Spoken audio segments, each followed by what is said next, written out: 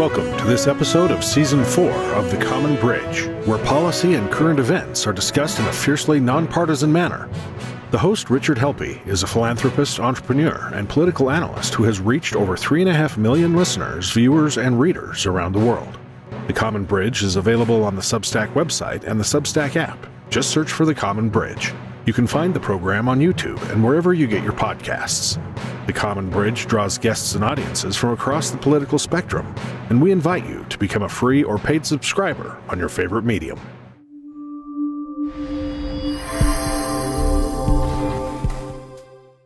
Hello, welcome to The Common Bridge. I'm your host, Rich Helppie. Today, our guest is Matt Rosenberg. We're going to be talking about Chicago. We're going to be talking about Chicago politics.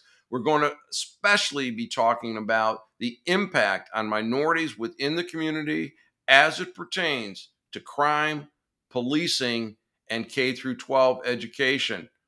And with that introduction, Matt, welcome to The Common Bridge. Thank you so much for joining us. Thank you, Rich. I'm real pleased to be with you and your audience. Well, thank you. I know they're going to be very interested in what you have to say. But let's tell our audience a little bit about you. Where did you spend your early days, and maybe take us through any significant education events, and what has your career arc been like? Sure. I was the son of a professor of social psychology, the only child of a social psychologist and a psychotherapist. And I like to joke that I turned out remarkably normal in spite of that. So does that mean that you give really long answers when someone says, "How are you?" I try not to, but I think sometimes I do. All right. I was 6 when we moved to Chicago in the early mid-'60s. And so I grew up here and came of age here, began my career, got married here, spent 30 years in Chicago. I started out in journalism. One significant event was working on an undercover investigation to root out Chicago corruption and shakedowns by city inspectors. It was called the Mirage Tavern investigation. It was nominated for a Pulitzer, didn't win one because Ben Bradley thought it was entrapment. We set up a honey trap for bribe-seeking city inspectors. So I was just a wet behind-the-ears punk then. I was working with real reporters in the undercover team and learned a lot. And maybe it helped tilt my cap long run toward issues of public policy, governance, and these days unavoidably crime, courts, and policing, and K-12 education. But from there, I went on a few years at Northwestern, graduated from Brandeis, got accepted into some journalism schools for master's programs, but I got a job in journalism, so I figured that I would get paid to learn rather than paying for it, and I never looked back. Series of great opportunities in old school print journalism, online journalism, think tank work. In 2021, I published my first book, What Next Chicago? Notes of a Pissed Off Native Son, working with a fantastic editor named Adam Bello, who happens to be the son of another guy named Bello from Chicago. Came back to Chicago to promote my book and ended up landing a full-time journalism job, which I'm very pleased about, with a great news nonprofit called Wirepoints that had already been at it for a number of years. So I work with some great people there, and our job is to shine a light on stuff that people don't like to talk about too much, but we come at it from a data-driven orientation, but we certainly have some strong opinions that we develop based on the data, as you've seen in that recent piece of mine that we'll be talking more about today. Well, great, because that is what I would like to talk about, because I was attracted to it because of the data. I thought you made some bold and frankly some really aggressive conclusions. I know that it's easy from some quarters to take shots at those that are elected. So I do want to dive into that the as you framed it, the progressive agenda for Chicago says they're going to focus on crime. But you raise some very interesting questions about how the seeking social justice, manage outcomes, and performative politics has just produced really horrible results. And you talk about black on black crime as well. Um, what kind of budget is Chicago uh, working with, and what kind of results are they getting? Mhm. The city budget is in the neighborhood of $16 billion a year. The results aren't good. Um, Two key areas upon which to focus are crime and K through 12 public education. There are other things worth looking at too, such as corruption, rules of governance, taxation, and fiscal policy, public employee pension debt being a very significant part of that fiscal management piece. But on K through 12 education, in the 2022 state report card results, basic academic achievement tests across all grades K through 12, Chicago public schools students, only 20% were proficient in reading. So only 1 out of 5 can basically read. Yet we have an 87 or 88% high school graduation rate. That's troubling right there. So we have a social promotion scheme. When you break it down by race, it's even worse. Only 11% of Black students in 2022 were proficient in math. Before COVID, it wasn't a lot better, 17%. Hispanics are marginally better.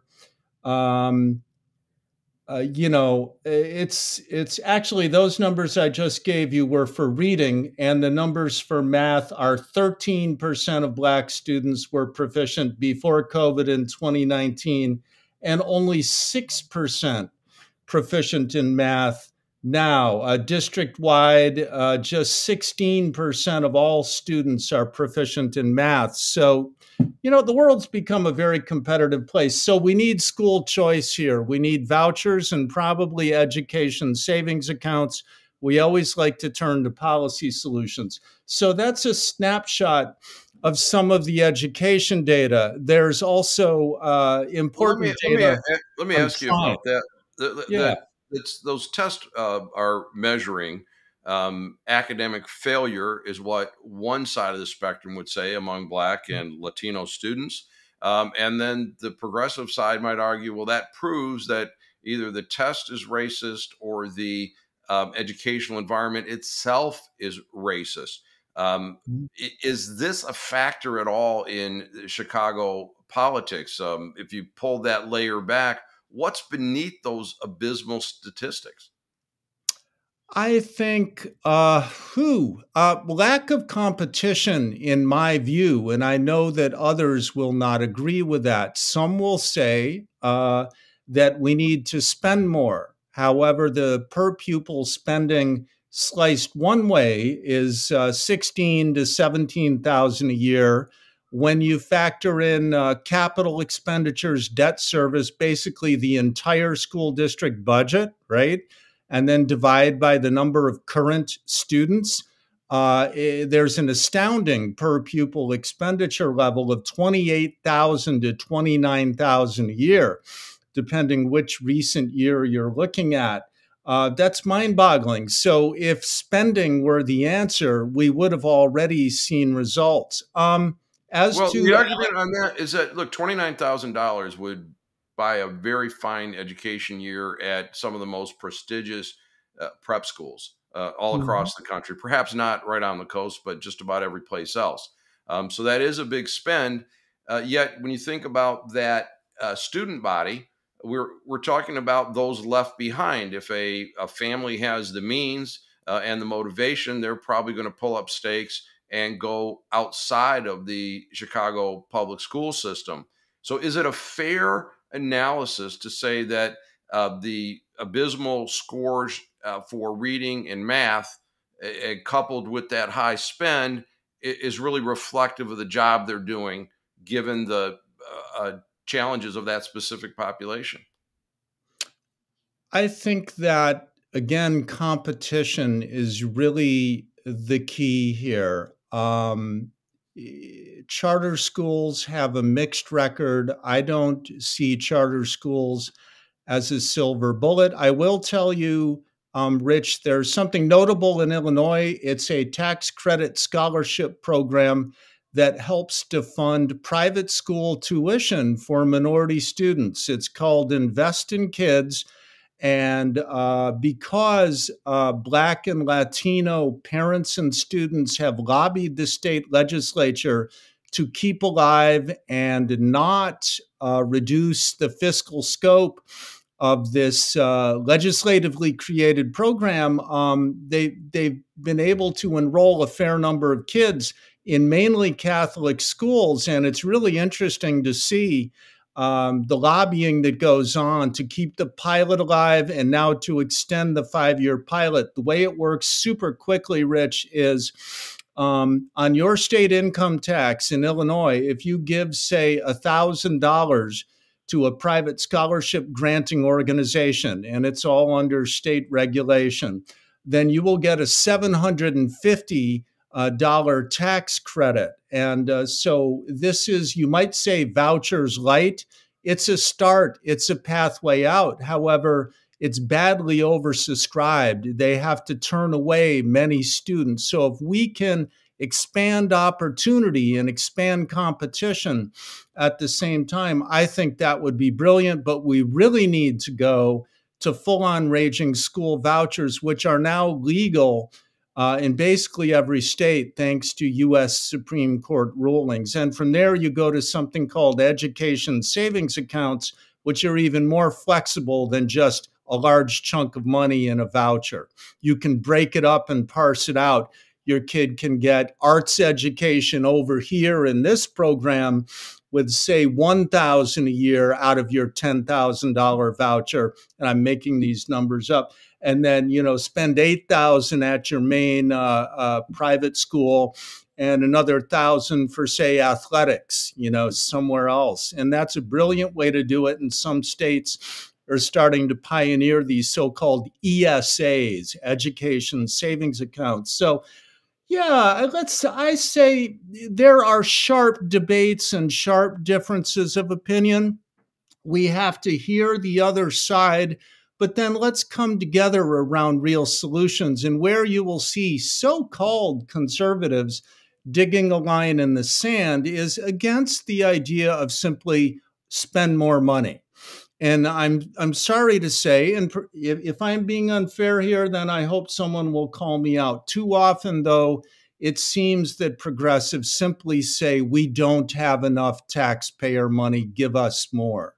Well, we've heard that argument, but the case you're making for school choice, Baltimore has been very successful with that, with charter schools, and the demand far outstrips the supply.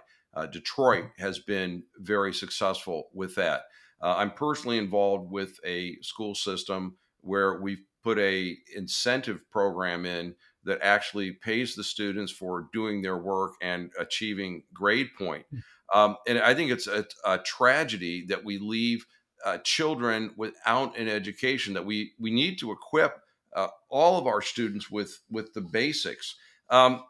And I know in your piece, and our readers, listeners, and viewers can get the piece you just wrote on WirePoint. At WirePoints with an S, wirepoints.org. That is correct. Wirepoints.org. Look up Matt Rosenberg. And so you talk a lot about Mayor Lightfoot. And the thing that's curious is that, look, she's only been in office, I believe, one term. There's aldermen that are supposed to represent, and then ultimately the voters put folks in. Are they voting for these policies, or how does this happen in Chicago, where we can see this kind of horrible performance with those people that are ultimately going to be running the economy, that's going to pay the retirement for the Gen Xers. Mm-hmm.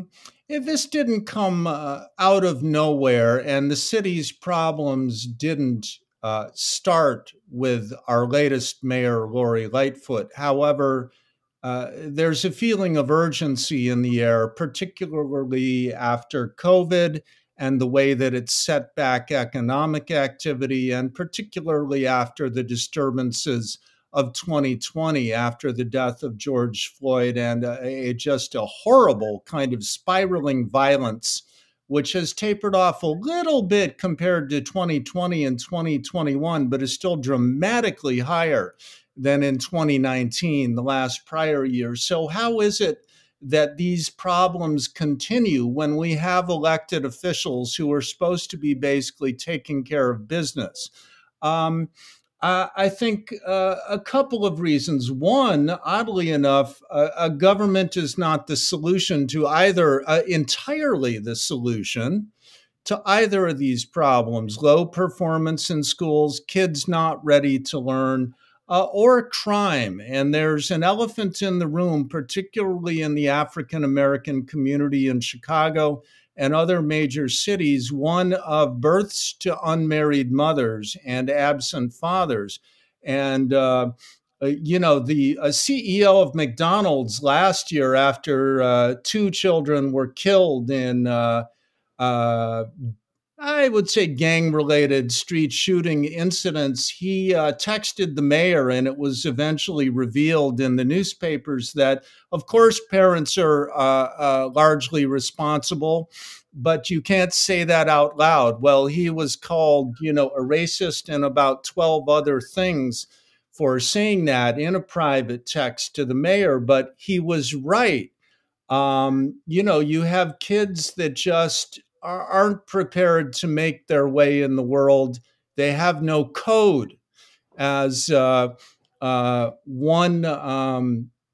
interviewee that I spoke to said to me. And there's a mentality in lower income Black neighborhoods in Chicago, and this has been described to me by many Black residents of Chicago, including when I did field work on the South Side, where I grew up, for my book that came out last year. There's professional sports, the thought is, there's rapping, and there's the gang life. And, when you put that together with the horridly low math and reading proficiency that we're seeing in the public schools, you have to say, yes, we cannot lay this all on the current mayor, or not even on politicians as a class. But at the same time, the long-term fix, of stable two-parent families, of parents, even in low-income Black communities, reading to their children, building their vocabulary, all of those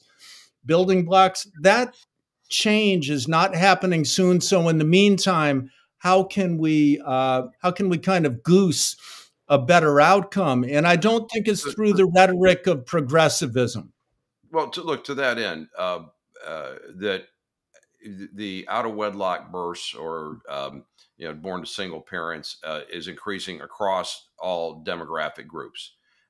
It is not a new phenomenon. We've seen this creep in beginning in the 60s, and it goes across white, Black, Hispanic, and I don't know where the Asian population is at this point, but it is a phenomena that we have writers and speakers like Adam Coleman talking about the absence of fathers in the home and having that stability. And we don't seem to be getting policies that promote two-parent families, or families that provide stability. I think anybody would agree that all families, whether they're Black, white, Latino, Asian, whatever, they all want the same thing for their kids. They want a better future. They want an opportunity and want a chance. And when you're coming in from a lower income area, it's difficult to articulate how do you get from that neighborhood to a middle class standard of living, given that the numbers don't work. When you look at the price of a house in Chicago and what a starting wage might be, And then you put the additional weight on, as you're talking about, in the failure of the schools. And the other topic that you write eloquently about with a lot of data is crime and law and order. Um, One of the things that I think our readers would like, and viewers and listeners would like to know about, you articulate 6 signposts of Chicago's progressive law and order breakdown. Um, and you talk about, if one of the policies is that police can no longer do stop and frisk, then they can't do foot chases or car chases. Mhm. That's so if they Yeah. witness a crime, they can't chase the perpetrator. Is that what the current policy is? Effectively, yes. There's a little wiggle room around the margins where, under certain very stringent circumstances, a foot chase is allowed or a car chase is allowed. But in most cases now, cops do not even bother to pursue on car, in a car, or on foot because the regulations are so tight and they could be disciplined. So there's that. Other signposts of the breakdown are that the streets have been confiscated by miscreants. We've had through August 1,800 so-called takeovers of our streets. That's a thing now that gets organized on social media, often for the purposes of stunt driving gatherings. They'll take over an intersection, and often, and hundreds of people will gather to watch something called drifting, which is that's a whole nother subject, but it involves spinning around and doing sort of high risk stunt driving. Well, people can't use the public infrastructure, number one, when that occurs. Number two, there was a triple homicide at one of these gatherings. They're a magnet for gang rivalries. One person was killed during one of these events, an onlooker. But then, worst of all, Rich, when police come, their windshields get smashed all too often. It's now open season on police with attacks on police. We have popping out of stolen cars, armed robbery crews making 8 to 10 hits of 3 to 5 victims each in the course of 90 minutes. It's like an organized enterprise.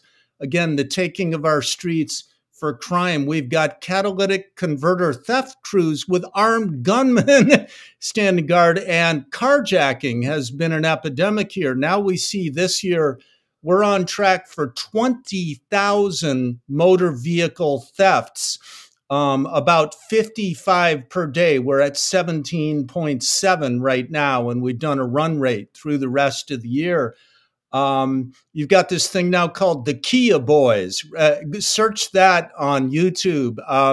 With a USB plug, these kids, and instructional videos, these kids are able to steal Kias and Hyundais with just a USB plug after they strip the steering column. And the cars are used for shootings in the hood and for armed robbery sweeps in the richer, whiter neighborhoods. I'm telling you, it's Mad Max, it's dystopian, and most of the victims are Black. And as you saw, we've got some data on that. There are other signposts that I wrote about, but those are a couple of the highlights. No, Or Matt, lowlights. this can't be all across the city in every ward, because Chicago's been a vibrant area for business. It's got a great financial district. It's got good transportation coming in from safe suburbs. It is well known for its athletic events. The Bears and the Bulls and the White Sox and the Cubs and such. So when I hear this description, and I haven't been to Chicago for some time, but I did a lot of business there, visited oftentimes, it's not visible to me. And is this kind of thing you're describing? If I went to the alderman, would they say, no, Matt's got it all wrong? Would Mayor Lightfoot say, oh, that's an exaggeration because look at all these other good things we're doing? What's the flip side of that? Your aldermen would not deny it. More of them have chosen not to run for re-election than in any prior year. They're getting away from a very difficult situation.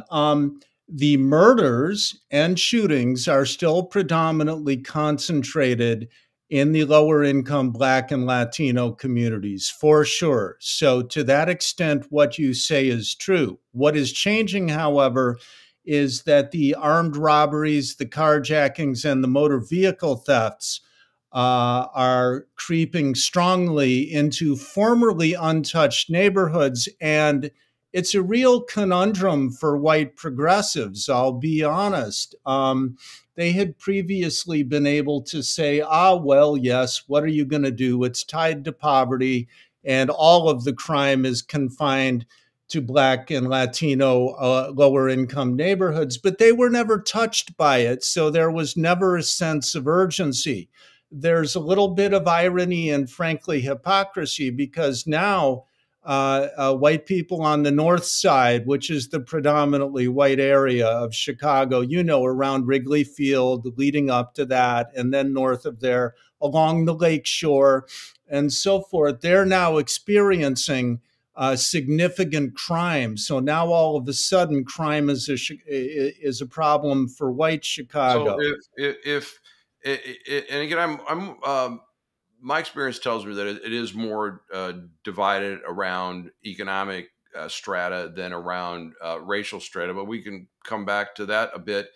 But it seems to me, if you're a person, middle class, upper middle class, or even a wealthy person in Chicago, couldn't you just pick up the phone and call 911 and get a police response?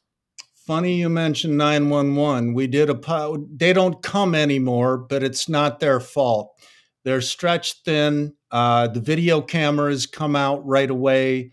We did a public records request early this year, and we found that in 2021, there were more than 400,000 high priority 911 calls, which went into so-called backlog status. Bottom line, that means no cops come for anywhere from 30 minutes to 3 hours. And we dug deep into the data. And again, just high priority 911 calls, not, there's a dog barking, not that kind of stuff. Stuff like a guy has been shot and is bleeding on the sidewalk, or a domestic battery, a report of a husband beating up a wife, stabbing victim, police needed. 400,000 times, which, by the way, was 52% of all of the high priority 911 calls. Nobody showed up. And we've learned now, Rich, that this is continuing in 2022. And there's even been reporting from an outstanding crime news site called CWB Chicago. They have audio of a police department supervisor ordering dispatchers to, quote, code down some of the 911 calls, which means put them in a lower priority category for the record keeping, because if no one has been physically injured, you could still have a high priority call, right? Like burglar on a property, right? Or someone robbed, right? Someone robbed even at gunpoint. But if they weren't shot or knifed or harmed or hit, then the police won't come. So you have repeated instances now, and talk to crime victims. They'll tell you they call 911, no one shows up. After 40 minutes or an hour or 90 minutes, they just go home. And the next time, they may not report the crime because their feeling is, what's the point? So voila, crime is down, quote unquote, except it's not. Wouldn't that open up an opportunity, though, for a mayoral candidate or a candidate to be alderman to run on a platform of assisting the police, or fixing the schools, or running on school choice? That's the thing that I'm trying to understand, is that where does this start, and why do people accept this if they've got the ability to vote? I mean, why are they getting, these are two fundamental functions of government, right? Absolutely. We have K through 12 education, and we have, and I know there's a lot of conservatives that would debate whether that's a proper function, but post World War II, that's the way it's been. And certainly public safety is a common good that we all believe in. We want the fire put out. We want the EMS to be there. And we certainly want the police department there. How is it that the city can continually get away with not being responsive? We have only about 35% turnout of registered voters in local elections. So public employee labor unions tend to predominate because they always turn out their people to vote. That's one quick answer. But to backtrack, you were correct when you said that this presents an opportunity for political challengers to the mayor and to the aldermen. And we're going to see very shortly a very lively campaign season in Chicago where some candidates will be accenting these issues quite strongly. And in the mayoral race, particularly, and I have to check, there are a large number of candidates. It's in the vicinity, I think, of about 11 candidates, although nominating petition signatures may be challenged and the field may narrow down a tiny bit. There are a great number of challengers to Mayor Lightfoot. Several of them have a good chance of making it through the initial runoff, right? The top two vote getters will emerge from a February 28th vote. I think it's the 28th, late February. It's a technically nonpartisan primary. So the top two vote getters advance to the final contest in very early April. One of the more serious contenders, certainly not the only one, is a gentleman named Paul Vallas, Vallas. He ran the Chicago Public Schools under Mayor Richard Daley. That's Daley the second, not the first. He also ran the budget office. He's a wonky technocrat who cares. Some people would really like to see Paul get in there. He knows policy upside down and inside out. He has an extensive and intelligent playbook of solutions. The way things work here, though, good ideas often don't matter. Facts don't matter. Logic doesn't matter. There is voting by pigment. There are a lot of people who have just swallowed the blue pill.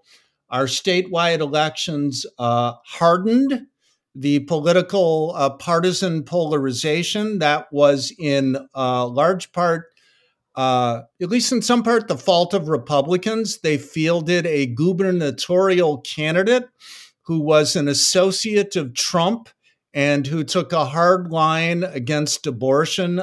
So Republicans are identified as sort of a troglodyte party, and that perception, with the help of the mainstream media, bleeds over to the way that conservatives and reformers are now looked upon. If you're not part of the mainstream, hard blue progressive, gestalt here, you're going to be looked upon as some sort of, nefarious, cold-hearted Republican type. And the R word is like the scarlet letter here. So it's very hard for anyone who's not a standard issue progressive to get any political traction. We have now 6 members of the Democratic Socialists of America on our city council. 5 came in the last election cycle, and the business community has been totally asleep at the switch.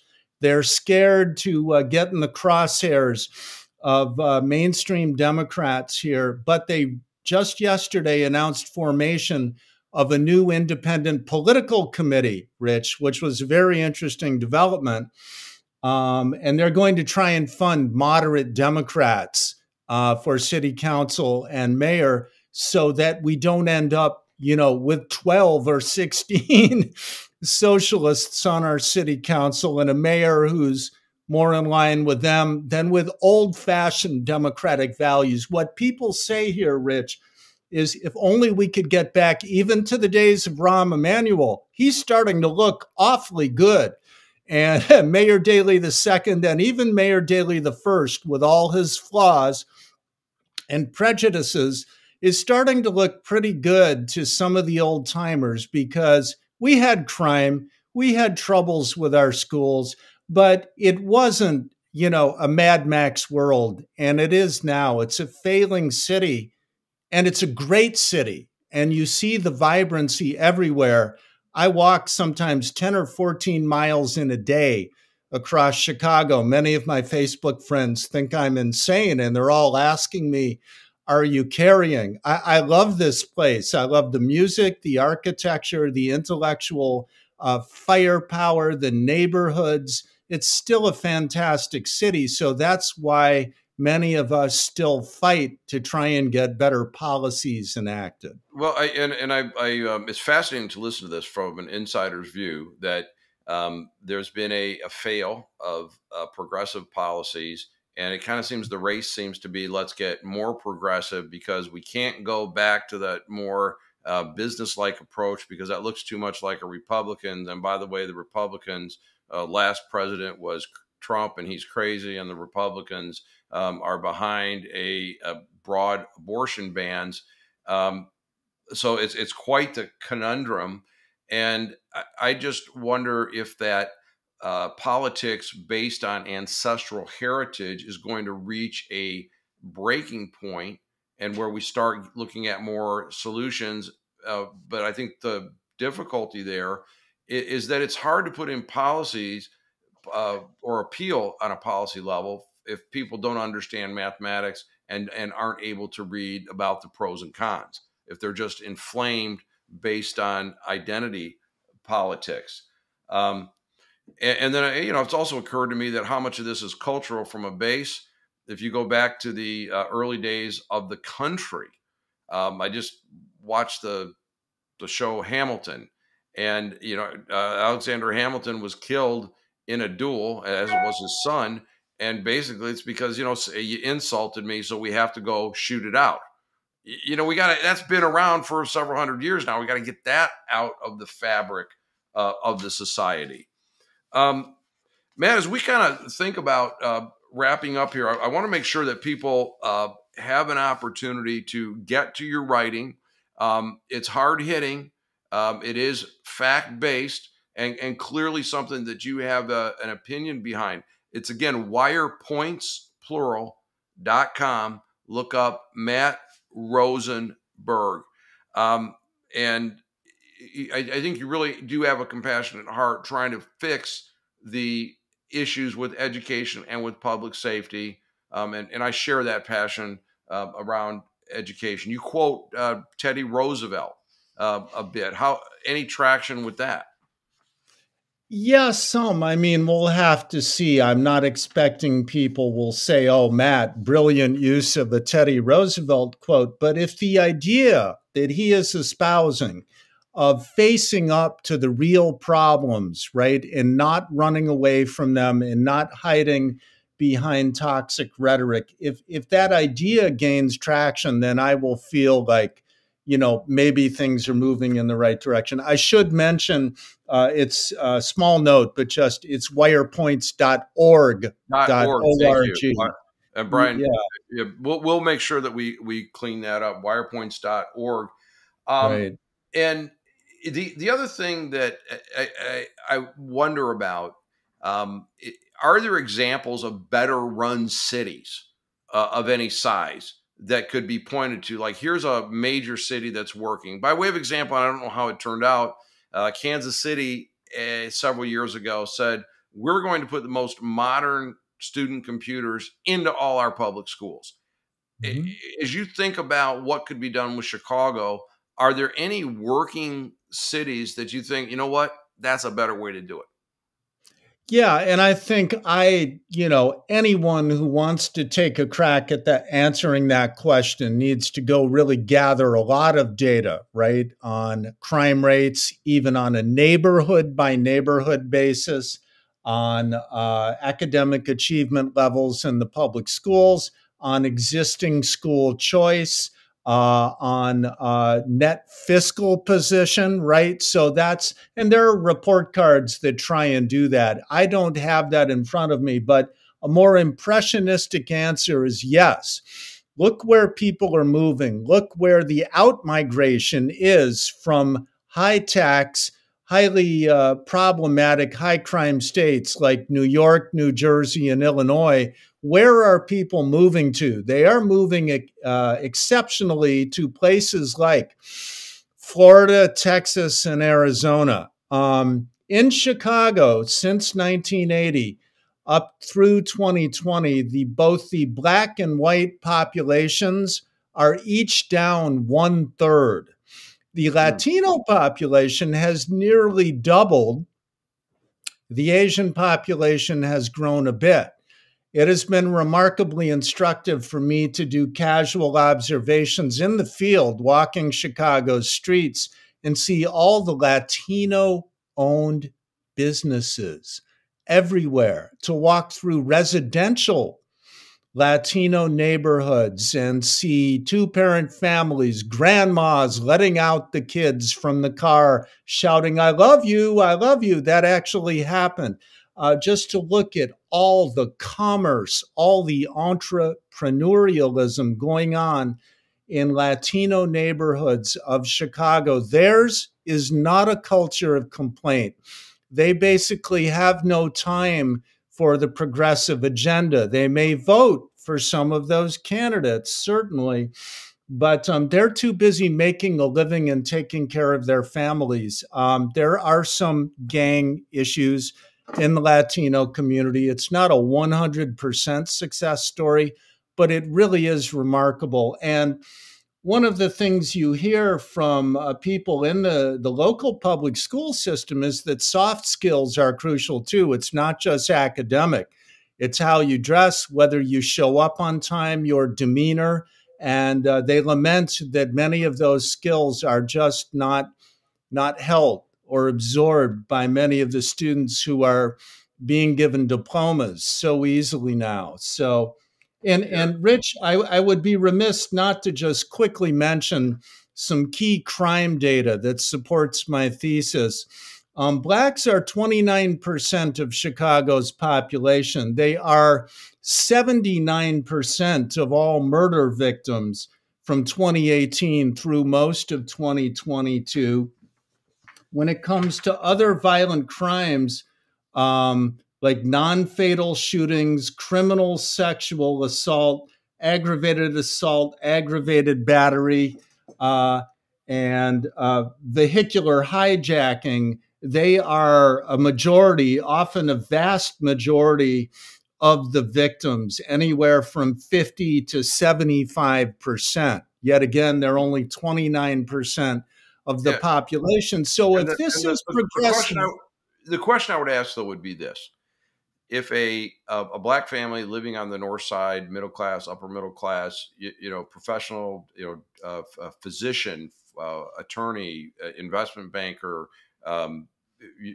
any CPA, any profession like that, my sense that it wouldn't matter what your ancestral heritage would be if you're in a certain ward.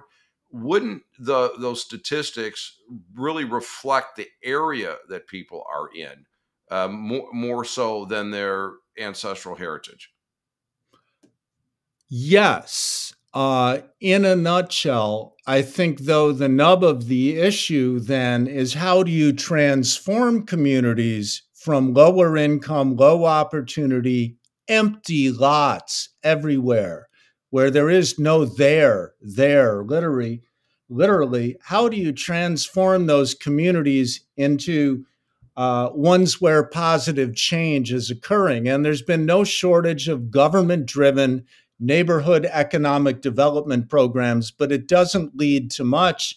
it's workforce driven, and this is the hard part. So human capital development is the key that unlocks everything here, which includes, all kinds of stuff, like even parents introducing vocabulary, reading to their children, taking them new places, stimulating their minds and curiosities, and modeling successful adult legal behavior.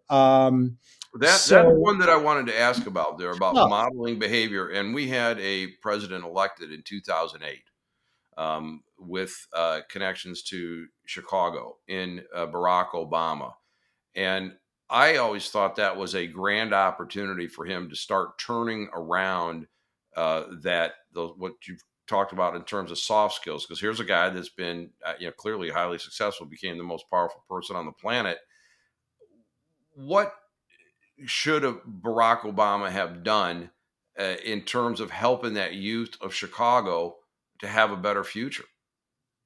I think he did a few things early on, and I guess maybe in the end, and I'll be contrarian, hopefully not in a disrespectful way, I'm not sure it's up to so-called Black leaders, even a Barack Obama. It comes down to the grassroots, and I mean, it might start with a preacher who's doing great work, right? Not just in the pulpit either, and there are several of those. But in the end, it comes down to the home environment. But Obama did a few things. On Father's Day 2008, he gave a famous speech about the importance of Black fathers being present and married and fully engaged in the Black community. He said that. It was widely reported on, and he went into details about why it matters, and he was absolutely on point. I'm not sure he stuck with that strongly over the course of his 8 years as president. He also put his imprimatur, if you will, on a program called Becoming a Man, run through the University of Chicago Crime Lab, which basically was one of several that are still out there, which teach young Black men, teenagers, to control their temper. And you alluded to that challenge before, in Hamilton, right? People fighting a duel to the death, right? Over a perceived slight or disrespect. That is a huge issue here. Anger management is huge. And these programs draw on the Stoic philosophers, believe it or not, who have written about this very thing. And they say, how you react when somebody disrespects you is very important. You need to learn the internal mechanisms to let it slide, let it pass, and don't get distracted from your broader course in life. That's still a huge problem. And you can also see that in a life of despair is that the message needs to be, that, like, I grew up in a blue collar area. And if you could show up for work, if you could, get your high school diploma, which there were standards, that there was a middle class standard of living waiting for you at, a couple of the Ford plants, GM Hydromatic plant, and so forth. And this is where I think some of the issues are born from despair. What can we tell that youth in some of these troubled areas, particularly if you're a minority, with the vestiges of racism that still exist in our country? What can we tell them that should give them hope versus despair and set them on a different course? It's not like we can say, look, get a great job, you can buy a house. The numbers just don't work based on a high school diploma, even one with standards to it. You tell them, learn to operate drones. And that's just one example, but technical education and jobs in that sort of gray space between hardcore, six-figure white collar and the old working class jobs in factories that were good jobs and that largely don't exist anymore. There's a new gray space, which some call it vocational education. That's the old school phrase. Career and technical education, CTE.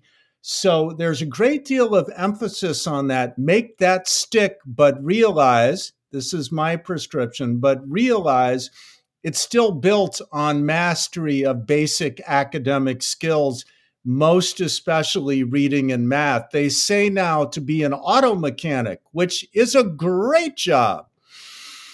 You need a second-year college reading level because those manuals are fierce, and there's going to be some computer technology too with the diagnostics and using spreadsheets and software. So, yeah, it starts. So, what do you tell them? I think, what's the vision that needs to be marketed? It starts with attainable jobs.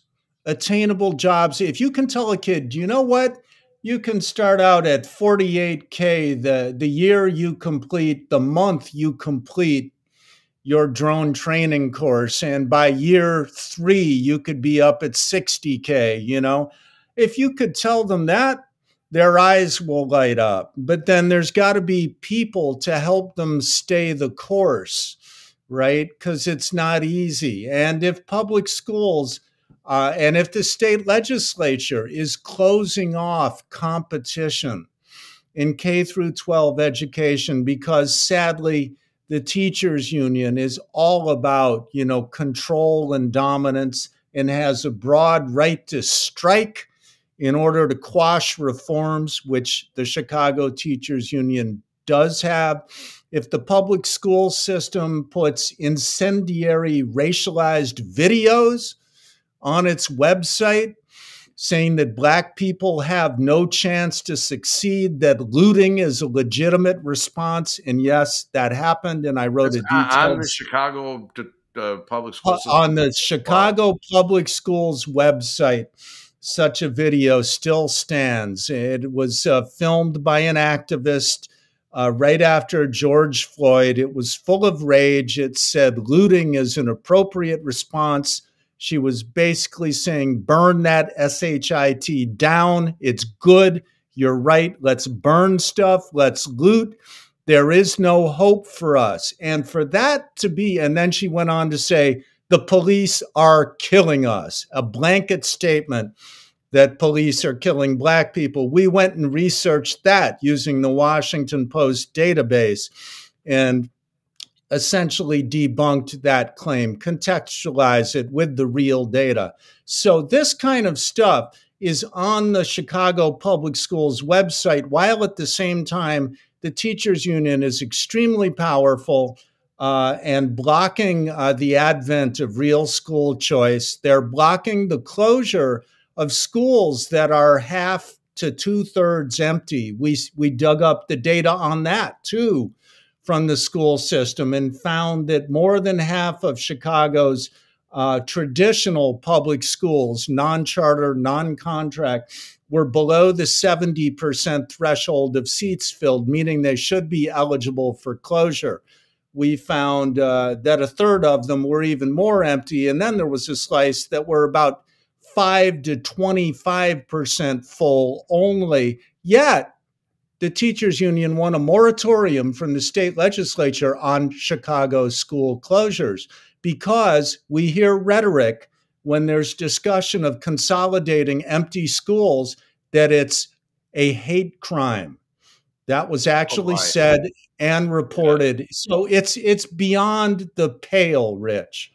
Matt, this has been very, very informative and provocative, and I'm sure we're going to get a lot of commentary on this program. And I want to tell my readers, listeners, and viewers that there's a lot more content. We've barely covered a 1/3 of what's in this most recent piece in WirePoints. That's wirepoints.org. Matt Rosenberg. He's also cited a website for crime statistics in the city of Chicago.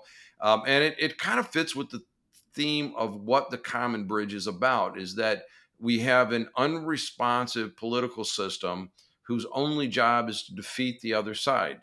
And we've heard that in Chicago, they've achieved that.